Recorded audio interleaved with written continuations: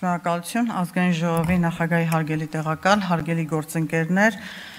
մեզ հետևող սիրելի աշակերտներ եւ այս նախագծի հնարավոր պոտենցիալ շահառուներ, ես կարծում եմ, որ մենք շատ գերզգայուն թեմա ենք քննարկում եւ ընդդիմությունը բերել է մի նախագիծ, որի շահառուները մեր ըստ էության հանրության ամենախոցելի խմբերն են եւ իրենք պիտի որ սրանով հետաքրքրված լինեն, բայց ես ուզում եմ ասել, որ անկախ այս նախագծից եւ այս կարգավորումից այն օրեն կդառնա թե չի դառնա, բայց այն արդեն մեր քաղաքական թիմի հանձնառությունն է, որը մենք ստանձնել ենք 21 թվականին եւ հաստատել ազգային ժողովի որոշմամբ ընդունված մեր կառավարության ծրագրով եւ ծրագրից բխող միջոցառումներով, որն իրականացվում է աշխատանքի եւ սոցիալական հարցերի նախարարության կողմից, այն է, որ մենք մեզ համար դրել ենք հիմնական վերջնանպատակ, որ նվազագույն կենսաթոշակը եւ միջին աշխատանքային կենսաթոշակը համապատասխանաբար հավասարեցնել պարենային զամբյուղին եւ սպառողական զամբյուղին, ավելին հավասարեցնել պարենային եւ սպառողական զամբյուղների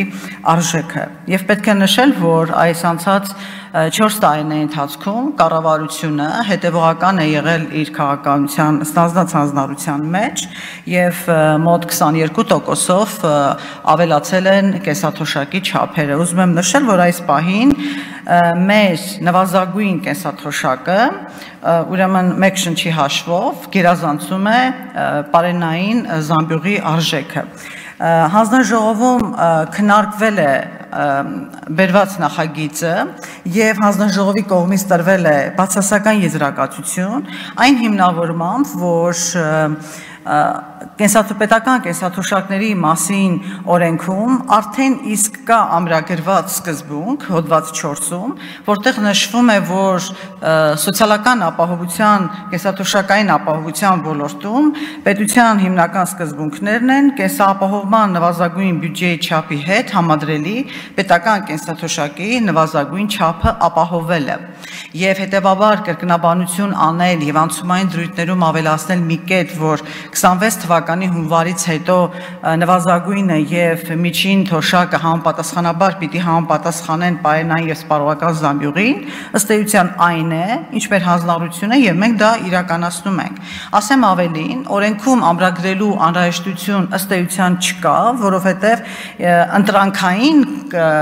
իշխող քաղաքական թիմի ծրագրից վերցնել սոցիալական բլոկի մեկ հանձնառություն եւ դարձնել դրան տալ օրենքի ուժ, կարծում եմ դա արդար չէ նաեւ մյուս մեր հանձնառությունների նկատմամբ, որովհետեւ սոցիալական քաղաքականության ոլորտում պետությունը ունի նաեւ